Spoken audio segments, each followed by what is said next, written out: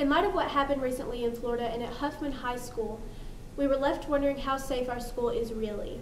Because of separated buildings and class changes, it's hard to decide whether or not we should be locking our doors. But as you can see, if I was a person who wanted access to the school, I wouldn't have trouble getting in. I'm here in front of the school parking lot at the entrance to the lunchroom, and the doors are wide open. In recent light of what happened in Florida, do you feel safe at school? Yeah, I feel pretty safe, honestly. I'm not too worried. I mean, we're in a pretty safe environment around. We have officers going around, principals always roaming the halls. I feel pretty safe. Personally, I do. It may not be the same for other people. So. I do, but I don't at the same time. What has the school done to take precautions for student safety? We have put alarms on the doors, and we are not allowed in the building without letting them know who we are. I feel like that's a good safety precaution. I feel like keeping all the doors locked in classrooms is also a great thing. You know, drilling as far as lockdown just in case of a shooter. I mean, that's all I know about. We can probably put more resource officers, and maybe we can get a few guns locked up safe in the office somewhere. If we had more police officers or just guns around the school to be safe. I am now here in front of another door that would be easily accessed to anyone who wanted to get in. There has been 291 school shootings since 2013, so clearly this is a problem. But what are we going to do about it? That was my question to our principal, Mr. Lee. What do you want to say to the students feeling safe right now and the parents who are scared to send their students to school? Well, I think that what I would say to any student or any parent that feels unsafe at school, first of all, open communication is very important. And I think that to our students, first and foremost, if there's something at school that makes them feel unsafe, they need to let us know. We have lots of adults in this school that I know that our students trust and that know that we care about them, beginning with me. If any student wants to talk to me, I'm available. Students are why I'm here. So any student that feels like they need to talk, let's talk. Whether that's me or another administrator or a teacher, just share those feelings that have you scared at school. To the parents who are scared or worried, I would say not only am I a school administrator, I'm a parent as well. I have 3 children that I drop off at school every day, and I understand those concerns that you have when you drop your kids off or they get off the bus. And I think that, again, just going back to open communication, if there are things that parents see, that parents feel like we need to be addressing, this is a community school. It's not my school, it's our school. And I think that we just have to talk about these things and not be afraid to confront issues that we have, and we need to talk about them and see what we need to do to make things better. If I were a student who would want to say something about something I've seen but I might be nervous about coming forward, what would you want to say to a student like that? Any student that sees anything and they want to be anonymous, we have several different ways that they can address those concerns. They can send an email to me. My email address is on our website, but if they don't have it, it's mblee@jeffcoed.com. They can email me, they can email their teachers, their other administrators. They can simply just slide a note under my door. You know, if they want to do that. They can walk into the main office and hand anything in writing that they want to one of the office secretaries, and those secretaries know that any note that has my name on it needs to be handed directly to me. So they can do it in a myriad of ways where they don't actually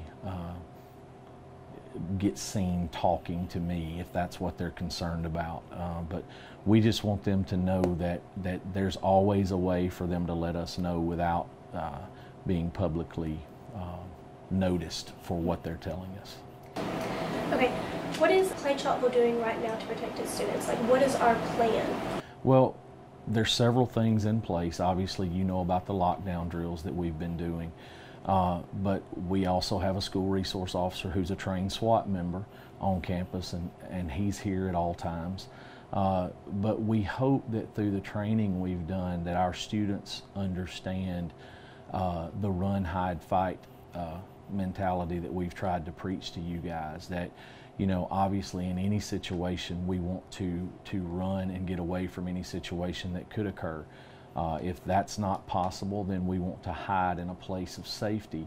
And, you know, as a last resort, if we had to fight, we hope that we've taught you all that that's okay. And I know that a lot of your parents have taught you that that's okay to do what we have to do if we're ever faced with a situation.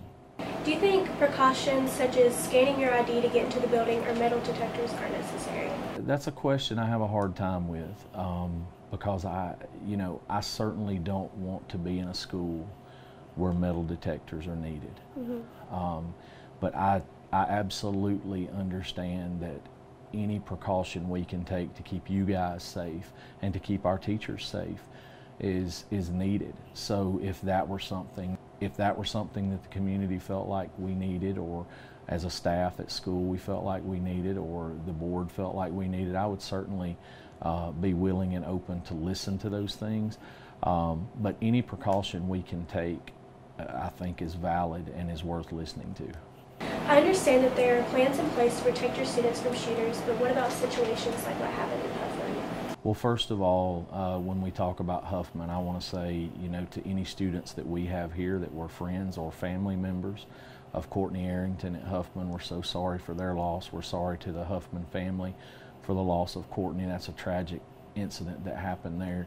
But as school administrators, as school teachers, and as students, you know, unfortunately sometimes things like that happen. And I just hope that, you know, first of all, we never have an occurrence like that at our school. But I think that we have had our eyes opened that it can happen anywhere. We need to be prepared for it to happen anywhere, and I hope that if a situation like that ever did occur, that we would know exactly what we needed to do. What do you want to encourage your students to do in terms of taking a stand against gun violence and fighting for their safety? As we did last week with the National School Walkout movement, I think it's very important that you as students use your voice. Your voice is powerful, your voice is needed, and I think that we need to continue to let you know that. I think that any time that we protest something or we stand against something, we need to educate ourselves, and we need to know what we're protesting, why we're protesting, and so that we're not just blindly, you know, protesting because my friend next to me is protesting. So I would just encourage you to continue to use your voice, but most importantly to educate yourself on what you're using your voice for. What are we going to do about the unlocked doors? When schools were built, schools weren't built to be fortresses. Schools were built to be open to the community, to be open places that your parents could visit, that people could come in and feel safe and comfortable in the school. Locking our doors is very important. One thing that we're looking at here at Clay-Chalkville is talking to some companies who can help us with getting those doors to stay closed when we want them to stay closed. We're looking at some entry ideas where it would take electronic entry, whether that's with a card or a swipe or something, to get in. We've talked to several different companies. So getting the doors locked is important, and we're talking about several different options to have those doors locked. But when you're an open campus like ours and we have 3 to 4 different buildings that kids are moving to, you know, sometimes those doors get left open, and we're working on what we need to do as administrators and as teachers to get those doors shut when they don't need to be open. Thank you for sitting down and talking with us. I know that our students have a lot of questions, and I feel like you've answered most of them, but is there anything you want to say, anything to tell your students? Yeah, I just want to close and just say that if you didn't hear anything else I said today, I just want you to remember that I encourage you all to speak with us, to talk to me, to talk to any adult in this building you feel comfortable with. If you see something, if you hear something, no concern is too big or too small. Just please make sure that you all know that you can always talk to me or any other adult in the school if you have a concern. Clay-Chalkville High School is a school that values the safety and well-being of their students. Our administration is taking out all the stops to ensure school safety. But when the worst happens, you need to be prepared.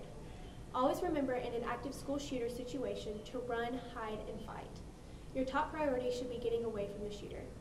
If you get the chance to escape, help others if possible. Leave your belongings behind, and when you can, call 911 and describe your location, the shooter, and the weapons. My thoughts and prayers are with the victims' families and everyone affected by the Stoneman Douglas High School shooting and Huffman High School shooting. This has been Sarah Toller with CCN TV.